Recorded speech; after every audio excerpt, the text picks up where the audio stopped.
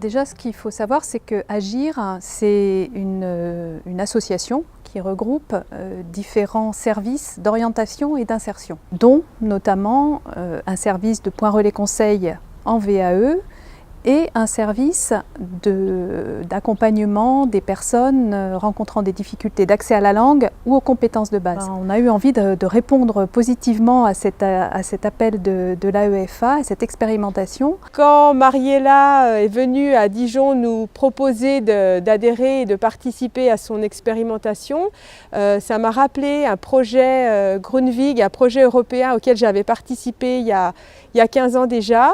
J'aime cette façon de travailler où on expérimente, où on fait en faisant, où on recherche, on prend le temps, on innove aussi. Ça m'a donné envie de recommencer à retrouver cette façon de travailler. On est en réflexion sur comment on peut guider au mieux les personnes, les accompagner dans leurs projets.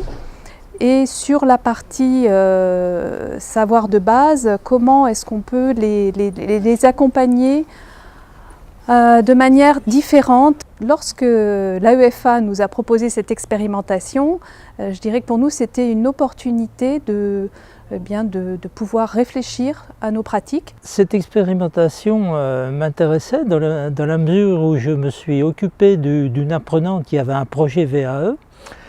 Donc j'avais déjà fait un petit peu l'exercice et ça m'intéressait d'approfondir un peu cette démarche. On avait l'habitude de travailler avec le Point Relais Conseil VAE depuis des années.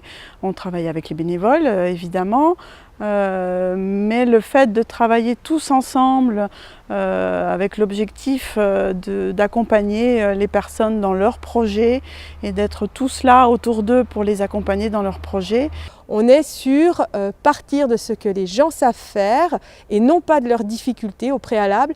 Et ça, c'est un changement de méthode de travail et qui, à mon avis, porte ses fruits. On a voulu s'attacher à tout ce qui concerne les compétences transversales et non pas ce que l'on a l'habitude d'évaluer, nous, les compétences plutôt liées au scolaire.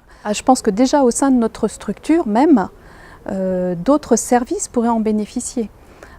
Pas uniquement le service d'accompagnement à la VAE, mais aussi celui tout simplement d'aide à l'orientation. S'approprier cette démarche qui est pour nous novatrice. On ne peut pas dire qu'on ait rencontré des problèmes, c'est juste qu'au départ, ça bouscule des habitudes de travail, donc il faut accepter d'être un peu bousculé, accepter de se remettre en question, accepter de faire autrement. D'accepter que ce qu'on a fait pendant des années n'est pas forcément l'idéal et qu'il faut recommencer un petit peu à travailler, à réfléchir pour changer de point de vue. La démarche, je l'ai mise en place d'une façon un petit peu empirique et implicite dans la mesure où j'ai accompagné une personne qui avait un projet VAE. Et ce qui me plaît beaucoup dans cette démarche, c'est que c'est vraiment une approche globale de la personne qui tient compte de sa personnalité, de son projet bien sûr, de son environnement. Et ça me tient particulièrement à cœur.